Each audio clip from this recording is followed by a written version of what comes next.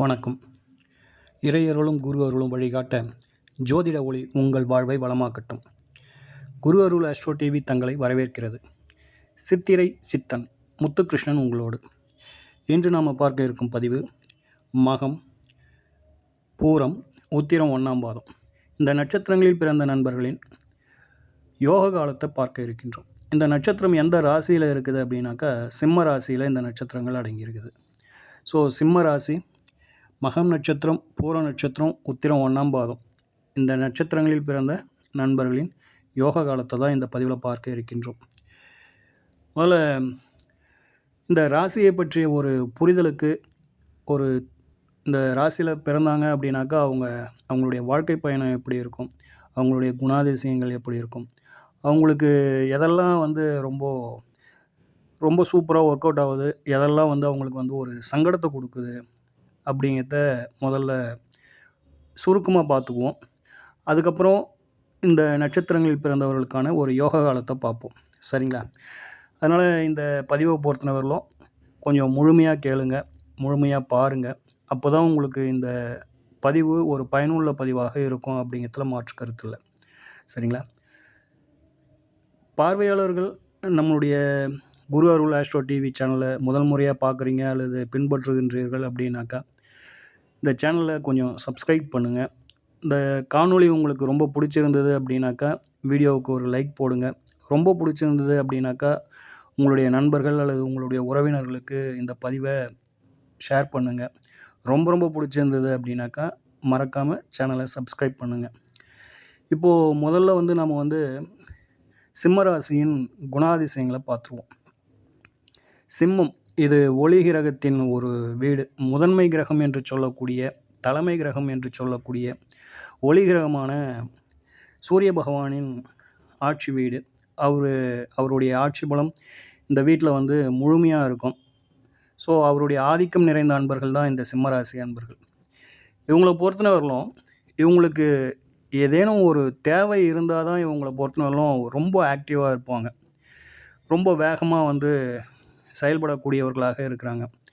அந்த தேவை நிறைவேறிடுச்சுனாலோ அல்லது இவங்களுக்கு தேவையானது கைக்கு கிடைச்சிடுச்சு அப்படின்னாலோ வேகமும் குறைஞ்சிடும். அந்த பொருள், எந்த ஒரு பொருளுக்காக இவங்க ரொம்ப ஹார்ட் ஒர்க் போட்டு ரொம்ப கஷ்டப்பட்டு அதை கைக்கு கொண்டு வந்தாங்களோ அது கைக்கு வந்ததுக்கப்புறம் அது பெருசாக இம்பார்ட்டன்ட் கொடுக்க மாட்டாங்க. கைக்கு வந்துடுச்சு அப்படின்னாக்கா அதுக்கப்புறம் அவங்கள பொறுத்தவரைலாம் அந்த பொருள் மீது ஒரு பெரிய அக்கறை இருக்காது, அலட்சியம்தான் அவங்கக்கிட்ட இருக்கும். அது ஒரு எந்த நாட்டில் இருக்கிற பொருளாக இருந்தாலும் சரி அல்லது எந்த பொருளாக இருந்தாலும் சரி. இப்போது உதாரணமாக இப்போ தற்போதைக்கு கிரிக்கெட் ரொம்ப ஃபேமஸாக போயிட்டுருக்குதுன்னு வச்சுங்களேன். அந்த கிரிக்கெட்டில் ஒரு பேட்டு வெளிநாட்டில் நல்லா சிறப்பாக கிடைக்குது, அல்லது ஷூஸு, கிரிக்கெட் சார்ந்த பொருட்கள் எங்கன்னா நல்லா தரமாக வெளிநாட்டில் கிடைக்குதுன்னு வச்சுக்குவோம். சிம்மராசியில் பிறந்த நண்பர்கள் வீட்டில் பிடிவாதம் பண்ணி அந்த பொருளை வாங்குவாங்க. வாங்கினதுக்கப்புறம் ஒரு 2 நாள் 3 நாள் அதுக்கு ஒரு இம்பார்ட்டன்ட் கொடுப்பாங்க. கைக்கு வந்ததுக்கப்புறம் அது எங்கன்னா ஒரு மூலையில் அது பாட்டில் கிடக்கணும்னு வச்சிங்களேன். அதுக்கு அந்தளவுக்கு இது இப்படி இருக்குதே அப்படின்ற ஒரு அக்கறையும் இருக்காது. அது பணம் முடங்கி போச்சேன்ற ஒரு நிலைப்பாடும் யோசிக்க மாட்டாங்க. அதன் மீது ஒரு அலட்சியம் தான் இருக்கும். அதை பெரிய அளவில் கண்டுக்க மாட்டாங்க அப்படிங்கிறது தான் இதில் உள்ள நிலைப்பாடு. சரிங்களா? அடுத்ததாக இவங்களை பொறுத்தவரையிலும் ரொம்ப ஹார்ட் ஒர்க் பண்ணுற பர்சன் கிடையாது. இவங்க ஒரு தலைமை பொறுப்புகளில் இருக்கிறதுக்கு விரும்புவாங்க, அல்லது வேலை வாங்கிறதுல ஒரு நிர்வாகத்தில் இருந்து இவங்களுக்கு கீழே ஒரு 4 பேர் இருக்கணும், அப்படி வேலை செய்யறதுக்கு இவங்களுக்கு பிடிக்குது. ஸோ இவங்களை பொறுத்தவரையிலும் ரொம்ப வியர்வை சிந்தி ஹார்ட் ஒர்க் பண்ணுற பர்சன் இல்லை அப்படிங்கிறதுல கொஞ்சம் இருக்குது அப்படிங்கிறத பார்த்துக்கோங்க. புகழ்ச்சியை விரும்பும் அன்பர்களாக இவங்க இருக்கிறாங்க. அது இம்பார்ட்டண்டான ஒரு விஷயமா இருக்குது. அடுத்ததாக இவங்களுக்கு 2 விஷயங்கள் இந்த ராசியில் பிறந்த அன்பர்களுக்கு மைனஸாக இருக்குது. இந்த 2ல் 1த்தில் அவங்க எப்படியாச்சும் சிக்கிடுறாங்க அப்படிங்கிறது தான் இதில் உள்ள ஒரு நிதர்சனம் பார்த்துக்கோங்க. அது குழந்தை. புத்திரம் விஷயத்தில் ஏதேனும் ஒரு சிலருக்கு கவலை தரும் அமைப்பில் அமைஞ்சு போகுது. ஒன்று, இவங்க எதிர்பார்த்த மாதிரி அந்த குழந்தைகள் வளர்வதில்லை, அல்லது குழந்தைகள் தாமதமாக பிறக்குது, இல்லை மருத்துவ செலவுகளை செய்ய வேண்டியதாக இருக்குது, அல்லது அந்த குழந்தைகள் இவங்களை விட்டு பிரிஞ்சு வேறொரு நாடுகளில் இவங்களுக்கு வந்து ஒரு ஏக்கத்த குடுத்து அது வந்து வளருது அப்படிங்கிற மாரியான ஒரு நிலைப்பாடுகள்ல, ஏதோ ஒரு வகையில அந்த புத்திரம் சார்ந்த வகையில ஒரு மன கஷ்டம், மன இறுக்கம், மன அழுத்தம் அப்படிங்கிறத இவங்க வந்து சந்திக்கிறாங்க. இது சந்திக்கல அப்படின்னாக்கா, காதல்ல ஒரு தலைகுனிவு, ஒரு அவமானம், ஒரு அவச்சொல்லு, ஒரு அவப்பெயரு, ஒரு அ கஷ்டம் அப்படின்னாக்கா, ஒரு ம லைஃப் லாங் அந்த ஒரு துரோகத்த நெனச்சு, நம்மள விட்டு நம்மள நம்பி இருந்த ஒரு வாழ்க்கை துணை அல்லது எதிர்ப்பாலினம் நம்மள விட்டு பிரிஞ்சு போச்சு அப்படின்ற அந்த ஒரு நிலைப்பாட்டை எட்டுகிறார்கள். இந்த 2 விஷயங்கள்ல ஏதேனும் ஒரு விஷயத்த வந்து இந்த சிம்ம ராசி அன்பர்கள் நிச்சயமாக எட்டுகிறார்கள் அப்படிங்கிறது நம்மளுடைய அனுபவ கருத்து. ஸோ இந்த பதிவை கேட்டுக்கொண்டிருக்கும் நண்பர்கள், நீங்களே வந்து சிம்ம ராசியாக இருக்கலாம். அல்லது உங்களது உறவினர்கள் யாருனா சிம்ம ராசியா இருக்கலாம். அல்லது உங்களது நண்பர்கள் யாராச்சும் சிம்ம ராசியா இருக்கலாம். இந்த பதிவு இத கேட்டுட்டு, இது ஆமா இப்படி தான் இருந்தது அப்படின்னாக்கா, தயவு செஞ்சு நீங்க வந்து கமெண்ட் பாக்ஸ்ல நீங்க சொன்னது சரி அப்படின்னு சொல்லிட்டு ஒரு 2 ஒரு வார்த்தைகள்ல சுருக்கமா நீங்க வந்து ஒரு கமெண்ட் பண்ணீங்கன்னா கூட போதுமானது. ஏன் அப்படின்னாக்கா, நீங்க குடுக்குற அந்த கமெண்ட் வந்து நம்மளுடைய ஆய்வுக்கு நீங்க குடுக்குற ஒரு அ முக்கியத்துவம் அப்படின்னு சொல்லிட்டு எடுத்துக்கலாம். அல்லது ஒரு ஊக்கம் அப்படின்னு சொல்லிட்டு எடுத்துக்கலாம்.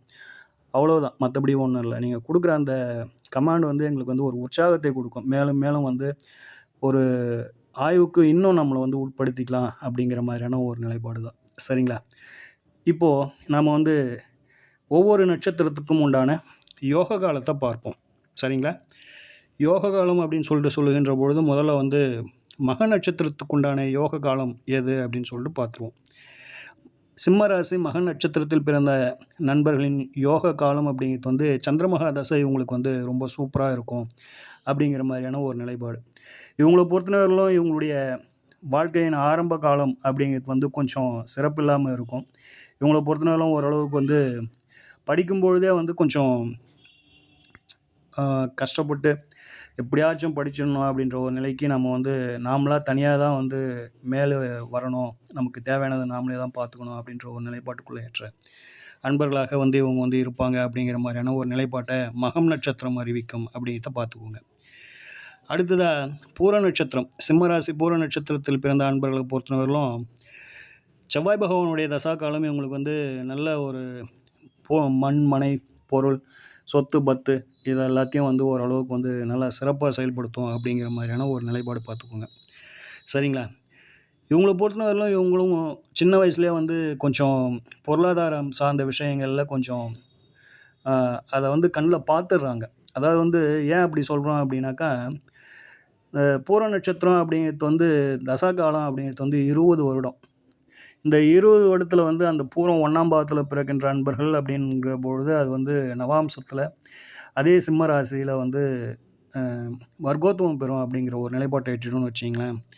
ஸோ அவங்கலாம் பார்த்தோம்னா, பூரம் 1ஆம் பாவத்துல பிறந்தவங்கலாம் அந்த 20 வயசுக்கு இருந்து உத்திரம் அந்த 2ஆம் தசா காலம், அதாவது வந்து சூரிய பகவானுடைய தசா காலம் நடைமுறைக்கு வரும்பொழுது ஒரு 6 வருஷம் இருக்குன்னு வச்சுக்கலாம். 20 வயசுலேருந்து 26 வயசு. இந்த காலகட்டங்கள்ல இவங்க எப்படியாச்சும் வந்து ஓரளவுக்கு வந்து பொருளாதாரத்த பார்த்துறாங்க. ஒண்ணு படிச்சுக்கிட்டே வேலைக்கு போயிறாங்க, அல்லது பார்ட் டைம் ஜாப்ல வேலையில சேர்ந்து கொஞ்சம் ஓரளவுக்கு வந்து பொருளாதாரத்த அந்த சின்ன வயசுலயே பார்த்துடுறாங்க. அதுக்கப்புறம் ஒரு சின்ன ஒரு பெரிய கேப் கிடைச்சு, அதுக்கப்புறம் திரும்பவும் வந்து செவ்வா தசை வருகின்ற காலகட்டங்கள்ல ஒரு முழுமையான அவங்களுக்கு தேவையான அத்தனை விஷயங்களையும் வந்து அவங்க வந்து தேர்ந்தெடுத்து வைத்துக் கொள்கின்றார்கள் அப்படிங்கிற மாதிரி நம்ம வந்து இவங்களுக்கு பரிந்துரை செய்யலாம்.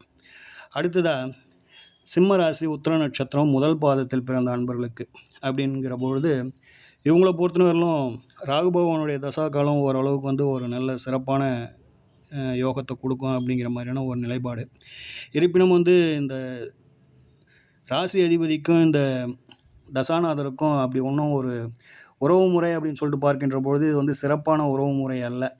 அதனால வந்து 2மே வந்து பகை கிரகங்கள். அதனால வந்து ராகுவின் நிலைய பொறுத்தவரையிலும் ஒரு சுப கிரகத்தின் தொடர்பும், சுப கிரகங்களின் வீடுகள்லயும் இருந்து பகை தொடர்புகள பெறாம இருந்தது அப்படின்னாக்கா, இந்த தசா காலம் இவங்களுக்கு வந்து ஒரு சிறந்த தசா காலமாக அமையும் அப்படிங்கிறதுல மாற்று கருத்து இல்ல. சரிங்களா? இந்த விஷயங்களை உங்களுக்கு வரும் ஜாதகங்களை அப்ளை பண்ணி பாருங்கள், அல்லது உங்களுக்கு தெரிஞ்சவங்களுக்கு எப்போது யோகா காலம் வந்தது அப்படின்றத வந்து ஆய்வு செஞ்சு பாருங்கள். உங்களுக்கு கிடைத்த தகவல்களை எங்களோட பகிர்ந்து கொள்ளுங்கள். நாங்களும் வந்து இது சரி இது தப்பு அப்படிங்கிறத உணர்ந்து மாற்றிக்கொள்கின்றோம். சரிங்களா? ஓம் ஸ்ரீ ராஜகணபதி ஐயா அவர்களின் அருளோடும், ஓம் ஸ்ரீ லோபாமுத்திரை சமேத ஸ்ரீ அகத்தியர் ஐயா அவர்களின் ஆசியோடும் அனைவருக்கும் வாழ்வில் நலமும் வளமும் கிடைக்கப்பெற்று ஆனந்தமும் மகிழ்ச்சியும் என்றென்றும் நிலைத்திருக்கட்டும். வாழ்க வளமுடன், வாழ்க பல்லாண்டு. நன்றிகள், வணக்கம்.